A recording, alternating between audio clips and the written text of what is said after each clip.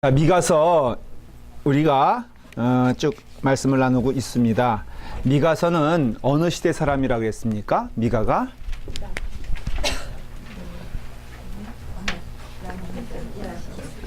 네. 네? 예. 굉장히 뭘 이렇게 물어보면은 그게 막 갈 바를 알지 못하고 우왕좌왕하는 그럴 거 없어요. 그냥 모르면 모르는 대로 함께 나누면 돼. 히스기야 시대 때니까는 좋은 때입니까? 나쁜 때입니까? 그래도 영적으로 좋은 때인데 하나님은 있을 일에 대해서 경고의 말씀을 하시는 거예요. 근데 이걸 통해서 우리가 미가서를 통해서는요, 물론 예언자, 선지자서가 다 그런 내용을 품고 있어요. 망하게 되는 원인이 무엇인가? 그리고 회복되어지는 과정은 어떤 것인가? 그러면 우리가 이 말씀들을 통해서 참 신앙은 무엇이고 오늘날 이 시간을 통하여서 우리가 행해야 될 것은 무엇인가 라는 것을 말하고 싶어요. 예를 들어 말하면 이렇습니다. 지난 주일날 아주 여선교회 중심으로 해서 세일을 엄청나게 했더라고요, 보니까. 그런데 어떤 분이 저한테 이게 고자질 아닌 고자질을 하더라고요. 목사님, 아니요, 그게 아니라 저 집사님은요, 예배 시간 빠졌어요. 그래서 뭐 했어요? 예배 시간 빠지고 저거 열심히 준비했어요. 가장 친한 친구가 또 얘기하더라고요. 그래서 제가, 아니, 여기 없는 사람이니까 얘기하죠. 그래서 제가, 근데 열심히 한 분이 정말 우리 교회에서 열심히 하는 분이에요.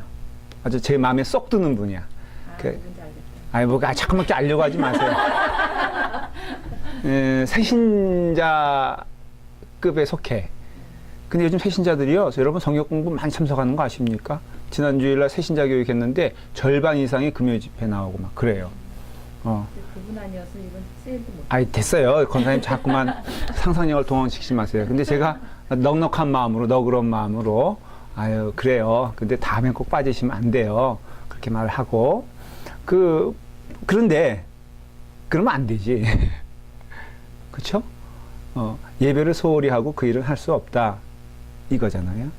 그러니까 여러분들이 바짝 정신 차려야지 되는 게 참 믿음 생활이 무엇이냐. 이거 봐야 되는 거거든요. 여러분들도 지금 정말 우리가 한 번은 아니면, 초창기엔 그럴 수 있어요. 친구 때문에 나온다? 그거 그렇게 책망할 생각이 없어요. 그 다음에 우리 권혜리 집사님 남편도 저는 너무너무 사랑스럽거든요. 예배 시간에 있잖아요. 설교 시간 되면 딱 와. 전 너무너무 감사한 거야, 그게. 왜 고개를 흔들어요? 그렇지만은 또 정직하게 얘기하면 최경혜 권사님이 그렇게 짓을 한다. 그러면 이거는 말이 안 되지 않아요? 예? 그러니까는 그 상대적인 건 하지만은 그러나 우리가 나가야 될 방향이 무엇인가 분명히 알고 있어야 되죠. 예수 그리스도 만나는 이 사람이 체질 따라 좋아하는 게 있나 봐. 제가 토요일날 여기 이렇게 나무 자르는 거 보면서 이런 생각했어요. 참 저 사람은 봉사심이 강하다 그 생각도 했지만 한편으로는 은근히 그걸 즐기는 것 같아. 지붕 올라가는 걸 즐겨하는 사람이 있더라고요. 그러니까 그게 보니까 뭔가 이해가 되시죠? 그러니까는 믿음으로 하는 것 같은데 사실 내면 보면은 재밌어. 근데 그것과 믿음과는 상관없잖아요. 믿음이라는 것은 하나님과의 관계거든요. 여러분들 그런 예는 제가 마음새 들을 수 있어. 지난주에도 여선교회 이게 막 곳곳에서 이렇게 돈을 세는, 이거 방송 나가면 안 되는데 하여간 저쪽에서 돈 세고 여기서 돈 세고 김봉성 쌤이 여기서 얼굴이 그렇게 펴지는 거 처음 봤어요. 여기 여선교회는 1불짜리 세고 있고 저기 여선교회는 100불짜리 세고 있더라고. 단위가 틀린데 어쨌든 제가 이렇게 보면서 너무너무 이렇게 좀 웃긴 건 아닌데 참 웃음이 나온 거는요. 너무너무 재밌고 진지하고 그게 재밌나 봐. 재밌어요? 근데 그것도 믿음이지만 믿음이라고 또 연관시키면 또 안 되죠. 자, 이해가 되길 바랍니다. 그래서 믿음 생활은 무엇이냐면요. 하나님과 더불어 연관된 거예요. 그러니까 하나님과 어떤 연관이 있냐를 늘 물어봐야 돼요. 목사님들도 굉장히 그 목사님들이 외롭다고 하는 분들이 있어요. 근데 큰 교회 목사님이 의외로 외롭다는 분들이 참 많습니다. 그 왜 그럴까? 답이 나올 거예요. 그게 그 영적 만족은요, 하나님과 더불어 동행하는 것이지, 뭐 많이 누리고 많이 있고 사람들이 많이 칭찬해 주는 거는 아닌 것 같아요. 저조차도 그걸 때로 느끼는데 이게 허무하다라는 거 여러분 어때요? 고백되어지지 않아요? 사실 이 건물 짓겠다고 우리가 이제 열심히 하고 건물 질 겁니다. 그럼 이거 저으면은 이거 뭐야? 여기서 참된 영적인 은혜가 이루어지지 않으면은 이게 무슨 의미가 있냐라는 것이. 그게 바로 하나님과의 관계는. 그래서 예언서는요, 선지자서는 죄라는 것을 얘기할 때도 그렇고, 또 영적인 어떤 결핍을 얘기할 때도 그렇고, 타락된 길을 갈 때도 그렇고, 그 모든 것에 있어서 가장 본질적인 것은 하나님과 나와의 관계는 지금 어떤 상태인가를 물어보고 있다는 것이에요. 법적인 제도도 아니고요, 종교적인. 뭐 예루살렘의 거룩한 성전의 문제도 아니고요. 하나님과 나와의 관계는 지금 어떠한가? 세상 사람들이 다 이해해도 하나님과의 관계가 노면은 노고요. 세상 사람들이 다 노라 그래도 하나님과 나와의 관계가 이해면은 그 이해라는 것을 철저히 예언서를 통해선 보여주는 것을 알 수가 있어요. 이것을 먼저 쭉 기억해야 돼요. 세 가지를 이 미가서에서는 분명히 포인트를 잡고 있어요. 첫째는 하나님은 반드시 죄에 대해서는 그냥 넘어가지 않는다라는 것이. 그러니까 뭐예요? 어떻게 한다는 거예요? 하나님은 심판하신다, 심판하시지 않는다. 심판하신다는 것을 얘기하고 있고요. 근데 심판의 이유가 뭐냐? 징계의 이유가 뭐예요? 여러분, 징계는 징계 자체를 위함입니까? 하나님이 징계하실 때는 여기서 끝나길 원하시는 거예요? 분명히 이유가 있죠. 메시지가 있죠. 뭐예요? 돌아오라는 것이에요. 회복이에요, 회복. 그래서 어떻게 보면은 징계를 받는 자는 복이 있다, 없다? 복이 있는 거예요. 매 맞는 자는 복이 있는 거예요. 실제로 제가 그런 경험을 했어요. 많이 맞았거든요, 부모님한테. 많이 맞았다는 게 아니라 그 책망을 받으면요, 저희 교회 한 2km 정도 떨어진데 고아원이 있었어요. 근데 고아원애가 그런 얘기를 한 번 한 적이 있어요. 야, 넌 참 좋겠다. 내가 막 맞았다 그러니까 좀 친해졌어요. 맞았다 그러니까는, 야, 너는 그래도 때릴 부모님이 있으니 얼마나 좋냐. 고아원은요, 그런 점에서는 천국이라는 것이에요. 누가 뭐라 그러지도 않고요. 공부 안 한다고 누가 뭐라 그러지도 않고. 징계는 회복을 위한 전제다 이거예요. 세 번째는 뭘 얘기하고 있냐면은, 좀 어려운 얘기인데, 하나님은 하나님의 성품이 선포되기를 기뻐하세요. 이건 단순한 예를 하나 들어서 이해를 좀 드릴게요. 이게 무슨 뜻이냐면은, 하나님이 하나님 스스로 우리에게 알려지길 원하시는 하나님의 성품이 있다는 것이죠. 예를 들어서 뭐가 있을까요? 여러분들이 그냥 그동안 받았던 성경 교육이라든가 신앙 교육으로서 대답할 수도 있고, 또 뭐 정리가 안 됐을 수도 있어요. 그건 괜찮아요. 자, 한번 여러분 생각해 보세요. 하나님이 하나님 스스로 그 성품을 우리에게 드러나길 원하시는 것이 있다면 뭘까? 그건 당연히 우리가 하나님을 그렇게 리스펙트 해야 된다는 뜻도 되는 거예요. 뭘까? 사랑. 그렇죠. 사랑도 하나님의 성품인데 그것이 우리에게 어때요? 알려지길 원하고 드러나길 원하죠. 그래서 우리는 하나님 하면은 사랑의 하나님, 그러니 그 앞에 가서 응석 부릴 수도 있는 것이고, 그 앞에 가서 눈물을 흘릴 수 있는 것이고, 그 앞에 안기면은, 주님 앞에 안기면은 참 마음이 복되고 평안하다라는 것도 맞는 얘기예요. 그래요. 그 다음에 또, 근데 요건 잘 알고 있는데 하나님은 사랑이시다. 우리가 잘 모르는, 또 깨닫지 못하는 것들이 있어요. 거룩함.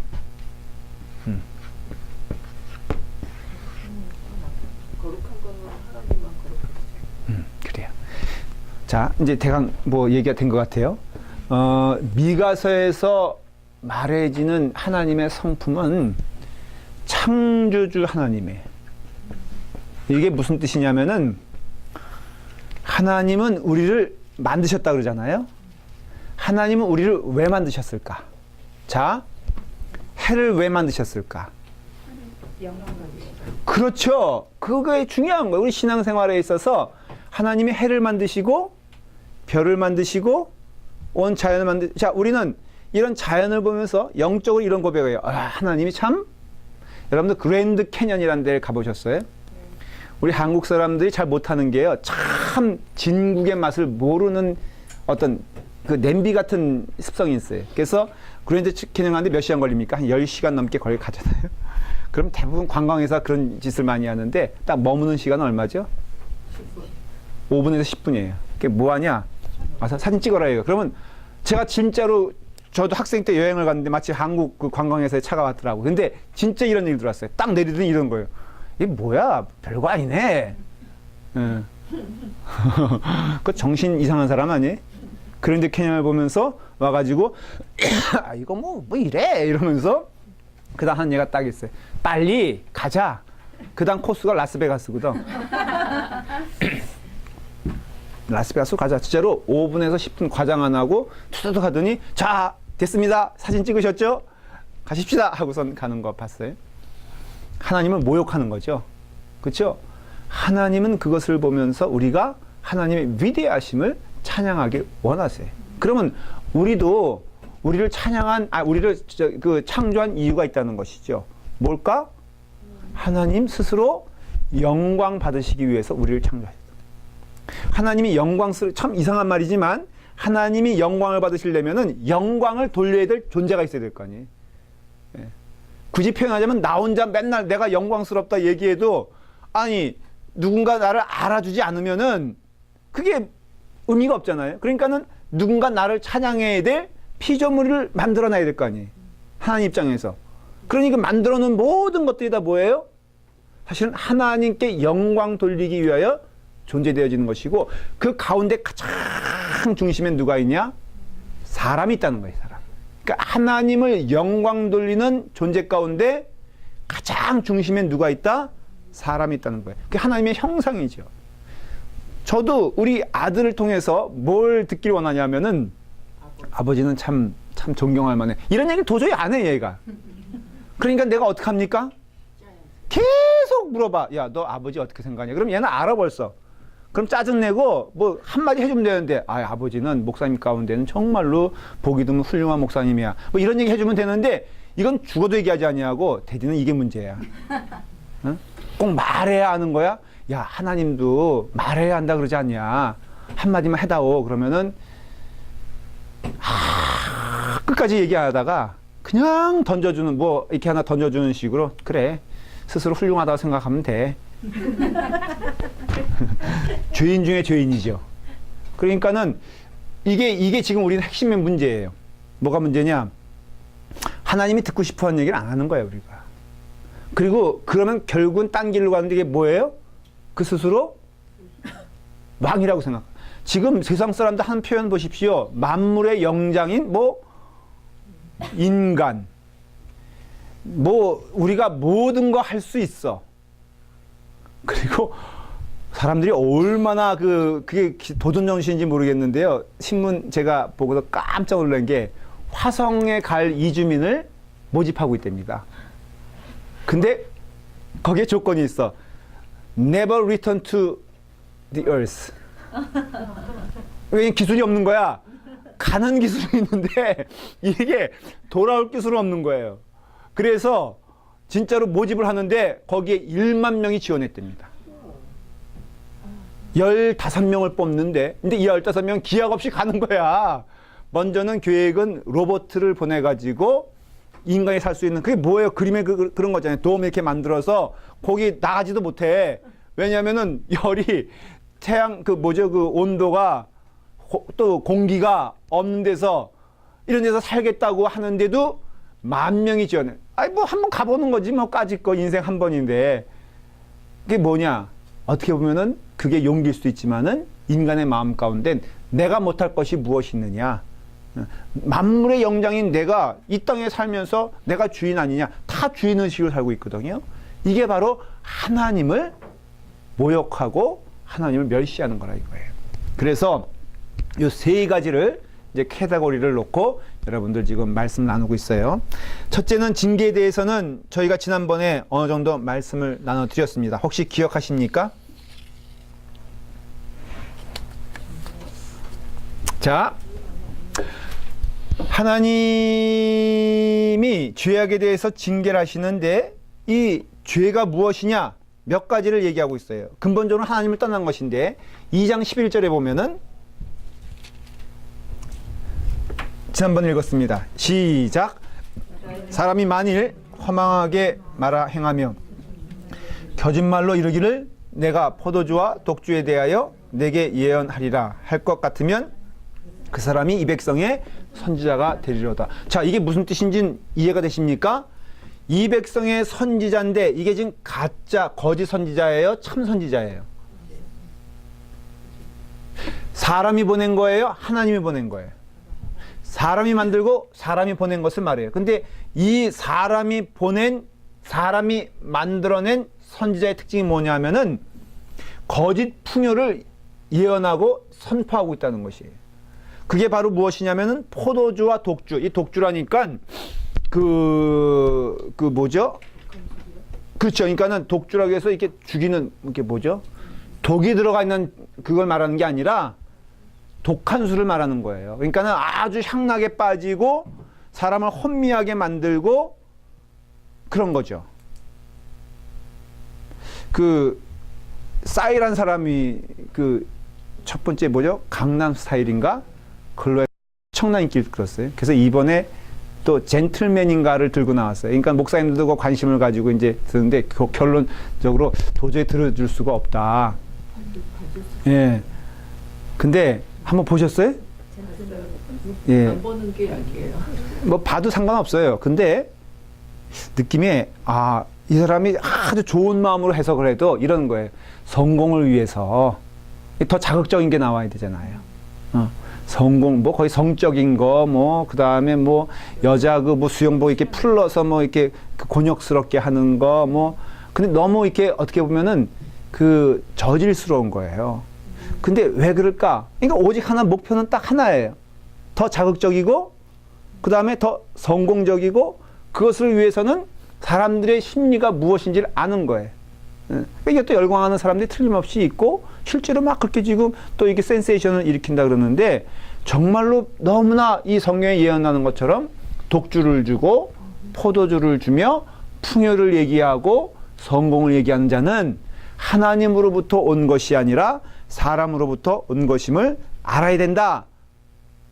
근데 오늘날에도 너무 번영신학이라는 말도 나오고요. 긍정의 힘이라는 것도 나오고. 근데 그런 긍정의 힘이라는 것들이 다 뭐냐면은 하나님으로부터 나온 것이라고 하면은 정말로 이해가 되지 않는 부분들이 있죠. 저는 하나 깜짝 놀란 게 한국에 이거는 좀 부정적인 얘기로 듣지 마시고 그냥 각성하는 의미로 들으세요. 삼일교회라고 있어요. 전병훈 목사님이라고 있어요. 그분이 이제 어떤 그런 추문으로 인해서 교회를 사퇴하고 근데 그 정도 되면은 다시는 목회를 못 한다.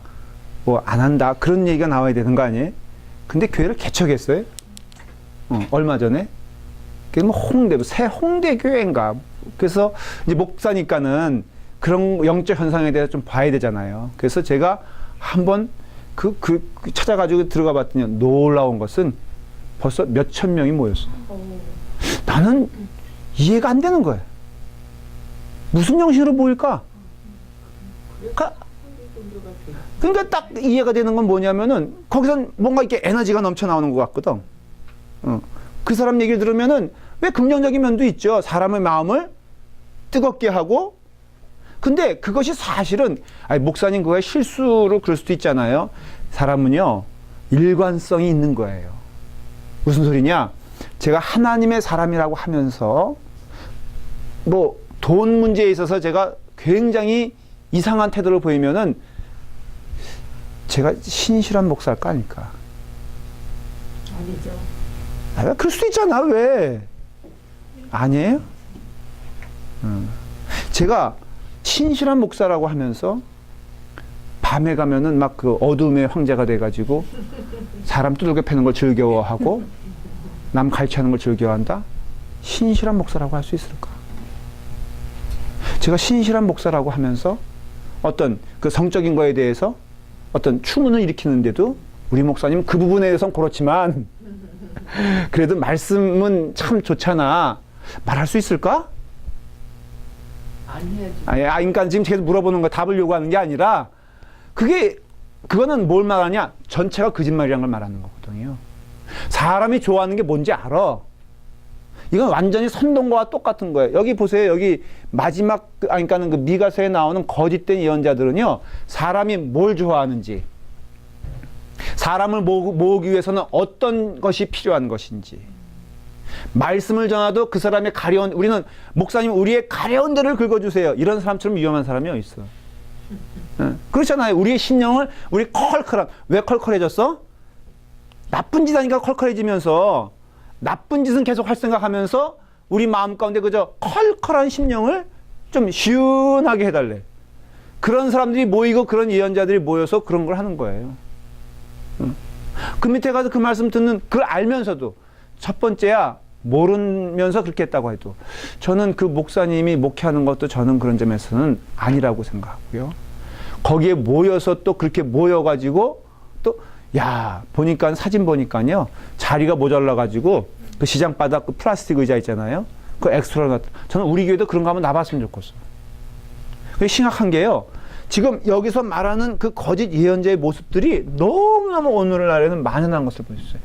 그냥 가도 모르고 가도 서울이 아니라 하나님 말씀대로 가야 되고, 이것을 깨닫고, 그런 의미에서는요, 정말 우리가 시간이 걸리더라도 그러한 메시지와 그러한 복음과 그러한 말씀 가운데 우리의 마음을 드려야 돼요. 교회가 지금 급속도로 부흥하는 과정은 이제 아니에요. 이제는 참되게 말씀을 전하는 그런 시대가 더 오히려 다급한 시대가 되었고 도래하는 시대가 됐어요. 여기도 다 그러잖아요. 거짓된 풍요를 예언했어요. 그 다음에 뭐 보니까는 여러 가지, 특별히 3장부터 5장까지 이렇게 보면요, 어떤 말씀이 나오냐면은 그 가장 심각한 죄는 지도자들의 죄인 것을 알 수 있어요. 근데 이것이 1장부터 나와요. 1장 3절 한번 여러분들 읽어보시겠어요? 왔다 갔다 하면서 읽어볼게요. 시작. 여호와께서 그의 처소에서 나오시고 강림하사 땅의 높은 것을 밟으실 것이다. 이게 무슨 소리인지 아십니까? 땅의 높은 것은 뭘 말하냐면은 영적 지도자들을 말하는 것이에요. 그러니까 하나님께서 이제 분노의 심판을 하실 때 가장 먼저 심판받을 그 위치는 어디냐면은 영적인 지도자들이다라는 것이에요. 그래서 여러분들 장자리를 기뻐하지 마세요. 여기 보면은 속장님들이 있죠. 저를 보고 말씀하시네요. 예, 뭐 저기 두 분, 뭐 세 분. 여기서 심판 받으면 누가 다 바꿨어? 여기 네 분, 여기 두 분. 예? 권혜리 집사님 걱정하지 마요. 여기서 이 봉우리로 따지면 가장 낮을 수도 있으니까는 뭐 염려하지 마요. 우리 이정주 집사님도 걱정하지 마. 맞으면은 요 분들이 맞는 거야. 성가대에서 누가 맞겠어? 응? 우리 맞기 전에 목사님. 그 얘기하고 싶었지.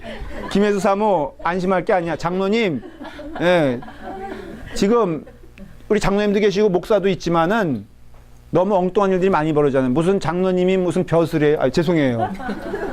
벼슬 아니잖아요. 섬겨야 될 가장 낮은 자리고, 목사가 무슨 사회 가면 아무 소리도 못하는 주제에 그저 교회 와서 그냥 교회나 와서 교인들에게 인사받고 하니까는 저를 포함해서 자기들이 무슨 대단한 존재로 알고 아무 존재 아니에요.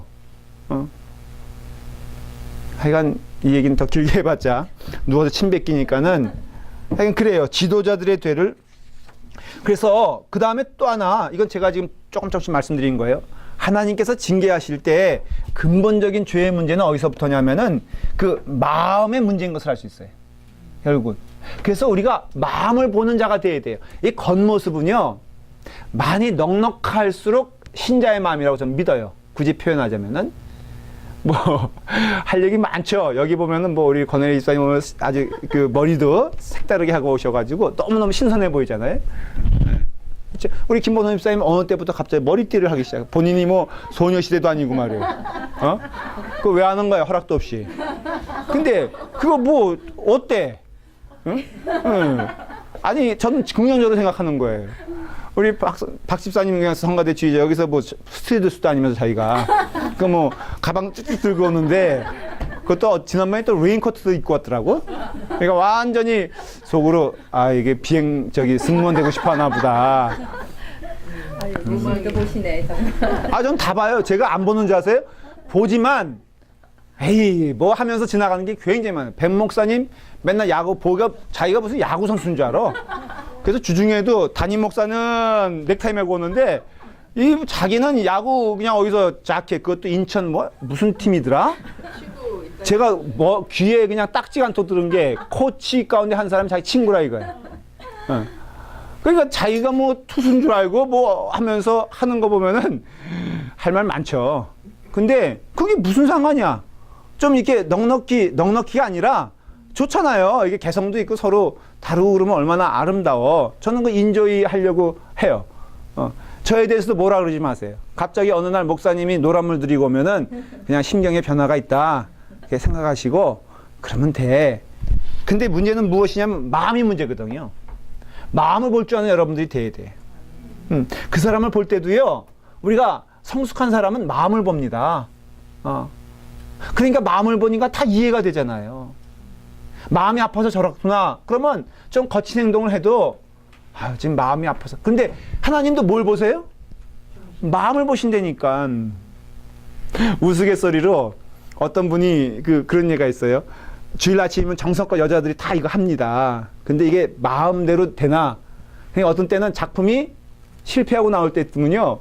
우리 권 지사님은 참 이쁘게 나왔는데 이게 완전히 주일날 어떤 사람은요. 미친 죄송해요. 그런 거 있죠. 우리 표현하는 건 막 산발해가지고 그러면 하나님 그거 보시고 기뻐하시겠냐 이거예요. 그렇죠. 저 거꾸로 하나님 기뻐하실 거라고 믿어요. 왜냐하면 그게 보통 연기 가지고 나오는 거예요. 사실 그 정도 됐으면은 우리 같으면 안 나오지. 어떻게든지 숨지. 그러나 하나님 만나겠다는 게 일념으로 이것도 한 거고 하다가 실패한 것도 할 수 없고 실패함에도 하나님 만나고 싶어서 나왔다면은 우리가 그 마음을 본다면은 말 함부로 하면 안 되지. 집사님 얼마나 이쁘게 개성 있게 잘 됐는지 몰라. 이렇게 말해야지. 그거 한 거냐. 우리 실수 많이 하는 게 그거예요. 밥 먹을 때도 그냥 어떻게 만들어졌던 맛있게 먹으면 되잖아. 맛이 없더라도 얼마나 성의를 가지고 했겠어. 설마 우리를 곤욕스럽게 하려고 태웠겠어요? 설계했겠어요? 아니면은 엉망을 했겠어. 나름대로 최선을 다했는데 그 실력이 그만큼인 거 어떡해. 그러면은 그냥 넉넉한 마음으로 받으면 되는데 가슴을 후비고 마음을 후벼가지고 말이야. 우리를 뭘로 하는 거야? 길게 얘기하면 안 돼. 그러니까 죄는요, 하나님 어디서 보냐 하면은 마음의 문제에서 본다는 거예요. 지금 이 모든 것도요, 사실 뭐예요? 마음에서 시작된 죄의 모습을 보고 있다는 것이에요. 결국은요, 죄는 결과를 갖게 되는데 반드시 결과가 있어요. 마음의 문제는 결국은 하나님이 뭘 통해서 역사하시냐면 마음을 가지고 역사하시는 걸 볼 수가 있어요. 한번 3장 6절을 보시겠어요? 제가 해석을 해드릴게요. 자, 시작.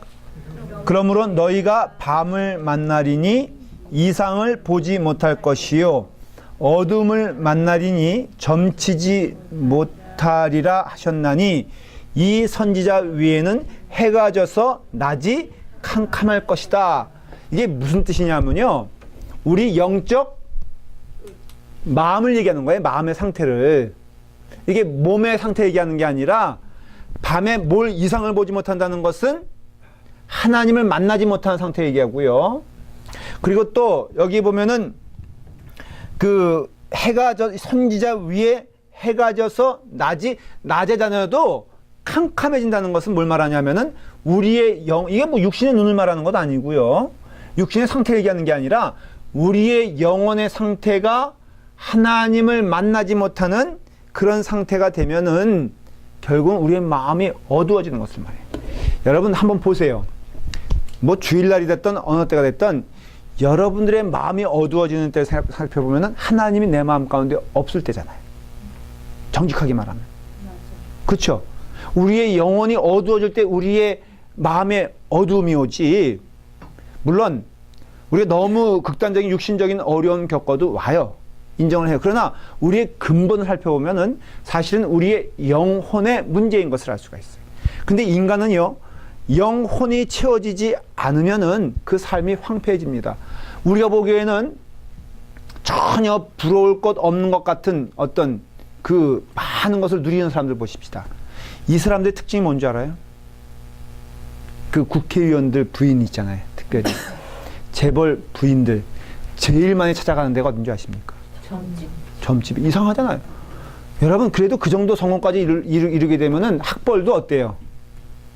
학력도 어때요? 지식적인 능력도 어때요? 근데 너무 재밌는 것은 그 사람들이 어딜 찾아간다? 복집 찾아간다니까. 여러분, 대통령들도요, 남모르게 어디 찾아가는 줄 알아요? 점쟁이 데려온다니까요. 여러분, 점쟁이 안 모시고 사는 여러분들, 하나님의 축복 가운데 기쁨으로 사시기를 바랍니다. 저는 정말 마음 가운데 하나 제가 하나님의 자녀요, 하나님의 종이라는 확신을 갖는 부분이 있는데요. 점칠 생각이 추워도 안 나는 거야. 집사님 웃을 일이 아니에요. 아주 나는 누가 나 태어난 날짜가 언제냐? 그러면 그냥 피식 웃어. 나의 앞일이 어떠냐? 나의 앞일은 딱 하나야. 뭐예요? 뭐야? 천국 가는 거지. 얼마나 좋아. 그래서 짧은 염려는 있어도 긴 염려는 없어요. 여러분들이 저를 어떻게 대하든 잠시는 두려울 때가 있어. 혹시 3명만 모이면 제가 의심의 눈초리를 본다 그랬잖아요. 그러니까는 3명 이상 모이면 안 돼. 왜냐하면 제 얘기할 것 같으니까. 특별히 설교한 다음에 모임을 조심하십시오. 그런데 그것도 그래요. 하나님과 더불어 하나가 돼 있으면은 그게 무슨 상관이 있겠어. 그런데요, 영적인 것으로 하나님을 떠났을 때 나타나는 현상, 제가 찾아볼게요. 미가서 5장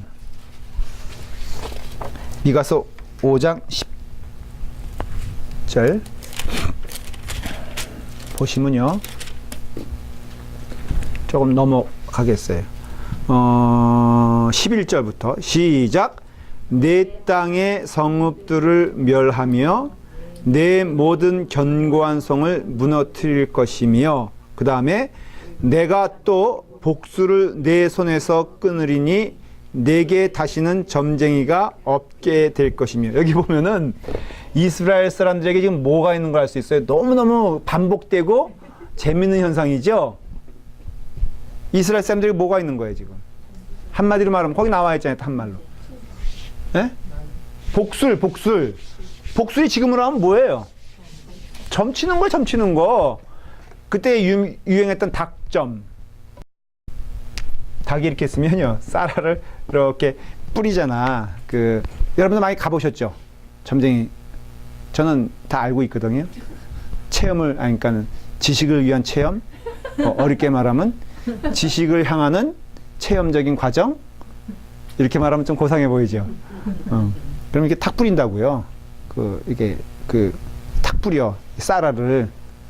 그리고 닭으로 하여금 그걸 쪼개 해요. 하여간, 이게 표현은 어떨지 몰라. 닭대가리한테 우리의 운명을 맡기는 거 보면 진짜 우리가 아니에요. 그죠? 그래가지고 무엇을 쪼느냐에 따라서 저기를 이렇게 복을 봐요. 그 다음에 또 좀 고차원적인 거는 제가 많이 해봤던 건데, 새에게 이렇게 통이 있어요. 이렇게 여기 보면 쪽지가 들어가 있는 통이 있어요. 그걸 새점이라고 그래요. 해보셨죠, 여러분들도? 안 해봤어요? 그거 야바이꾼들이 많이 하는 건데, 이렇게 막 흔들어가지고, 새야 하면은 새가 여기 어깨에 앉아있다가 톡 와가지고 그걸 하나 탁 집어내. 그럼 그거 보고서 오늘 길일이네, 흉일이네, 결혼을 해야 되네, 말아야 되네, 이러고 앉았잖아. 왜 그러냐면은, 하나님과 떠난 사람은 그 마음의 영혼에 만족이 없어요. 그러니까 여러분들이 지금 허한 마음은 분명한 것은 떠났기 때문에 그런 거예요. 하나님을 떠나고 거기를 채워 넣어야 돼. 그러니까는 재벌들도 점집에 가는 거 이해가 안 되잖아요. 아니 그 사람들에게 무슨 점이 필요했어? 먹고 살 일생 동안. 저는요 빌 게이츠면은 걱정을 안 할 것 같아. 그 사람이 햄버거를 일생 동안 먹으면은 얼마나 먹겠고? 그러니까 일단 먹는 문제 해결됐어요. 그렇죠? 타는 문제 해결됐어. 입는 문제 그 사람의 재산은요 여러분들이 일생 동안 벌어서 한번 살까 말까 한 삐에를 가르되 아니 저기 구찌 샤넬 넘버 5 이런 거요 매일 그걸로 목욕을 해도 일생 동안 다 써도 10분의 1도 못 써요. 뭐 제트 비행기 한 10대 20대 가지고 있어도 그거 다 못 타고 다녀. 뭔 걱정이 있겠어. 근데 걱정이 있다 이거예요. 염려가 있다 이거예요. 오히려 정신병 걸리고 불안증 걸리고 염려와 근심 가운데 막 헤매고 죽어가는 사람들은 우리같이 하루 일 먹을 거 가지고 염려하는 사람들이 아니라 평생토록 그렇죠? 그러니까는 이게 이상하잖아요. 그 왜 그러냐? 영혼의 공허함은 부유함과 가난함과 상관이 없어요. 하나님을 떠나면은 영혼의 가난함이 있는 것이고 인간은 재미있는 것은 그 영혼의 가난함을 견디할 수가 없어요. 그래서 하나님께 돌아오면 얼마나 좋아. 근데 이 사람들이 안테나가 부러져 가지고 하나님께 돌아오지 않고 어디로 가냐? 점치러 간다는 거예요. 그 말은 뭐냐? 이 사람들이 착각하고 있어. 그걸 통해서 뭘 또 얻길 원해요? 육신의 안전함을 얻길 원하잖아. 근데 그걸로 안 채워진다니까.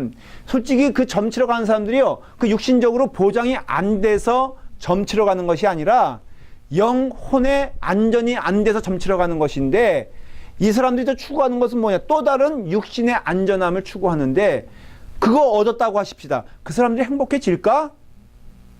국회의원들이 점치러 가는 건 뻔해요. 또 다른 국회의원을 꿈꾸고 아니면은 장관 자리 꿈꾸고 아니면 대통령 자리 꿈꾼다고 하십시다. 대통령이 행복할까? 그래서? 그럼 대통령은 왜 점을 치겠어?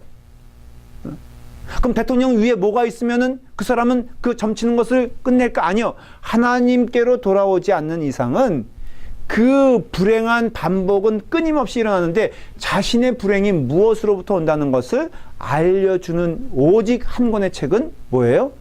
하나님의 말씀뿐이 없다는 거예요. 그러니까 하나님의 말씀이 그걸 선포하고 있는데 그것을 듣지 않으려고 하고 다른 거 들으려고 하니까는 하나님 말씀조차도 내게는 별로 쓸모가 없고 그러니까 인간은요 마음이 문제인 것을 알 수가 있어요. 그러니까 여러분들은 지금 이 말씀에 동의한다는 것은 이미 마음이 하나님 말씀 가운데 열려 있다는 것을 의미하고 듣다 보니까 맞는 얘기 같지 않아요? 그러니까 집사님 앞으로 뭐 해야 돼 이제? 뻔하죠? 돈 벌 생각 하지 마세요. 애들 하버드 간들 그게 집사님과 무슨 상관이 있어? 그래서 하버드 안 가라는 소리 아니고 그게 행복이 아니라 이거예요. 애들 그냥 육제사자 너 뭐 이거 아니면은 뭐 애들 우리 교회들도 너무 불쌍하지 않아요? 부모 잘못 만나가지고 보면은 뭐 그냥 인간의 성공이 절대요. 제가 내린 결론은 무엇이냐면 우리 아들과도 동의했어요. 하버드 가봤자 소용없다. 우리 아들도 안 갔거든 거기. 못 간 게 아니라 안 간 거예요. 그리고 지금 신학교 가려고 부지런히 준비하고 있는데 니나 나나 고백해야 될 것은 하나님 모시고 살 때 행복한 거지. 뭐 요즘 우리 아들이요 저보다 더 청빈하고 더 성결하고요. 그래서 너무너무 물질에 대해서 자유로워졌어. 대디 그렇게 살면 안 된다는 거예요. 왜 그랬더니 물질에 염려하지 말고 하나님이 다 해주실 것을 믿고 근데 너는 왜 나한테 얹혀 사냐? 어? 옷도 맨날 내 거 훔쳐가고 그러니까는 결국은요 하나님께서 이거 징계를 통해서는 그것을 말씀하시는 거예요. 자 오늘도 예정된 스케줄을 다 못할 것 같지만 하나님께서는 죄는 결코 용납하시지 않는다. 처음 그거고요. 징계 부분이에요. 두 번째는 죄는 근본적으로 어디에 마음이 있다? 마음에 문제가 있다라는 것을 말해주고 있고요. 마음은 무엇이냐? 하나님을 떠나면은 그것은 곧 마음의 질병이에요. 근데 그렇게 되었을 때 우리는 밤을 만나리니 이상을 보지 못할 것이요. 아까 말씀드렸죠? 어둠을 만나도 만날이니 점치지 못하리 하셨나니 해가 져서 낮이 캄캄할 것이라 했고, 그 마음이 상한 자들이 하나님께로 돌아오면 좋은데 하나님께로 돌아오는 것이 아니라 뭐 하고 있다? 복술 치고 있고 점치고 있고 그 마음이 점점 망가지는 수순으로 나아가고 있을 때, 그럴 때 하나님은 반드시 그러한 삶에 대해서 반복하여 뭘 하시냐면은 징계하신다는 것이에요. 자, 여러분이 징계에 대해서 마지막 결론을 좀 내리려고 해요. 징계가 반복적입니까? 아니면은 일회적입니까? 징계 성격을 한번 여러분들 이 미가서를 통해서 그렇고 예언서를 통해서 한번 보세요. 징계가 반복적입니까? 아니면은 한 번에 딱 끝납니까? 반복. 계속 죄를 지면 계속 있죠. 오케이. 그럼 질문할게요. 하나님의 징계가 반복적이라는 뜻은 뭘까요? 한번, 그러니까 이건 신앙적 깊은 질문이에요.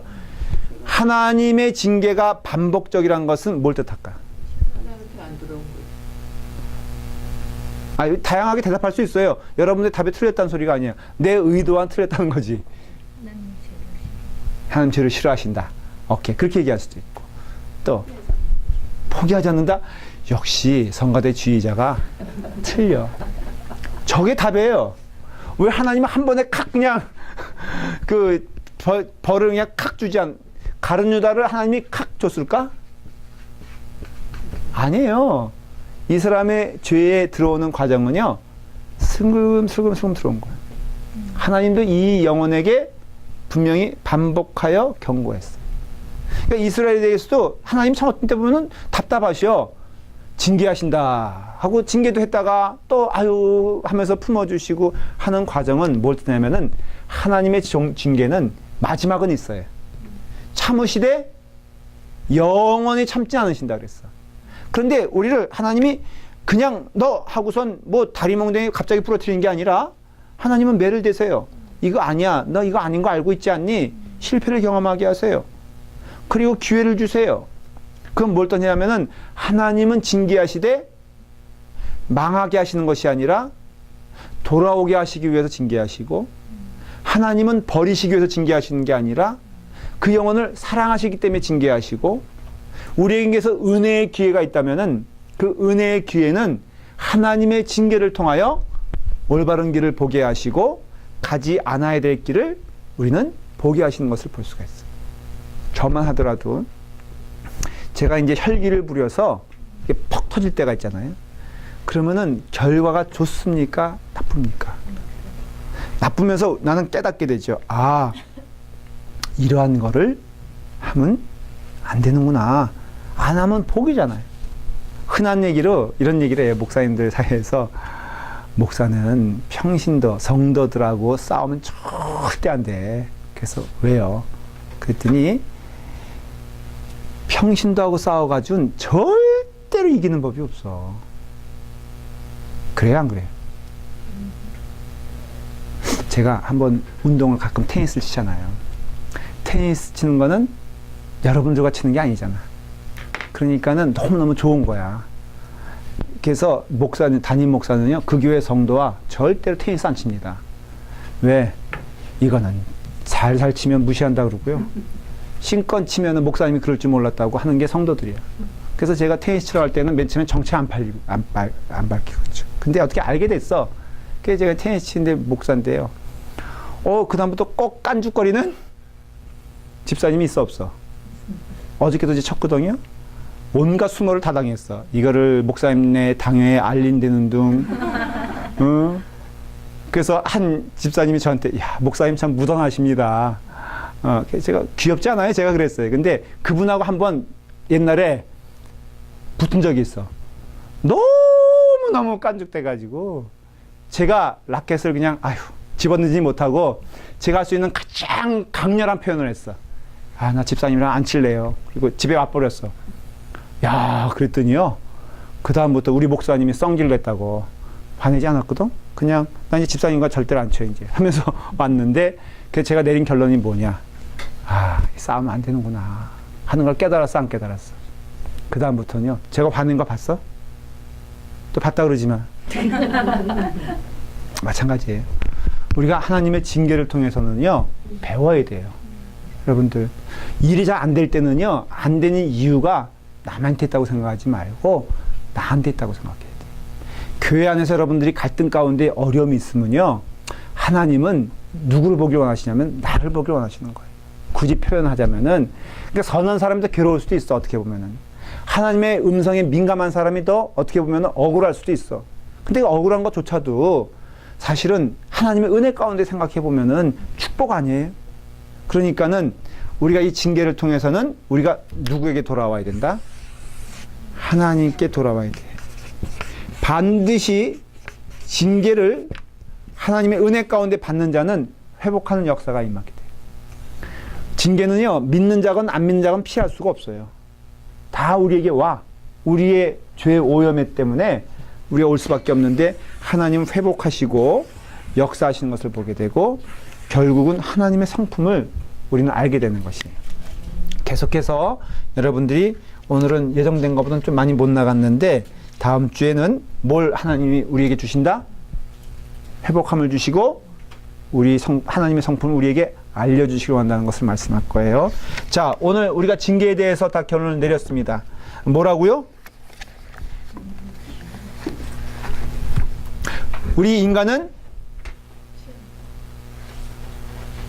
하나님은 우리의 죄를 보시곤 그냥 넘어가지 아니하시고 반드시 징계하신다. 그러면 우리의 하나님은 우리의 무엇을 보신다?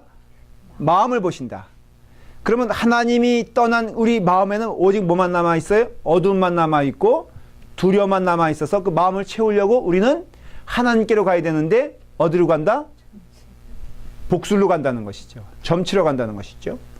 그러한 모습을 보면 하나님은 반드시 또 징계하신다, 안 하신다? 하신다. 그걸 통해서 우리는 하나님의 뭘 깨닫는다? 하나님의 사랑과 은혜를 기다리시는 하나님을 우리는 봐야 된다는 것이죠. 자, 기도하겠습니다. 아버지 하나님, 주님의 은혜 가운데 징계하시는 하나님의 그 마음을 통하여 하나님의 사랑과 은혜를 깨닫습니다. 아버지 하나님, 주의 은혜 가운데 우리를 주님의 자녀로 불러주시고 회복시켜주시고 이끌어주시는 하나님, 우리를 가나안 땅으로 인도하시는 동안 광야의 삶을 통하여 율법을 주시고 말씀을 주시고 또 은혜를 주셔서 우리를 고쳐 사용하여 주시는 하나님의 은혜를 감사합니다. 주님 안에서 성화되는 삶을 살게 하시고 주 안에서 거룩해지는 삶을 살게 하시며 하나님의 말씀의 뜻대로 살아가는 믿음의 자녀들 되게 하여 주시옵소서. 세상의 허탄한 것을 쫓아가지 아니하고 복수를 쫓아가지 아니하고 세상의 물질을 쫓아가지 아니하고 그것을 의지하지 아니하고 오직 하나님만 바라보는 주의 자녀 되게 하여 주시옵소서. 예수님의 이름으로 기도드리옵나이다. 아멘. 아멘.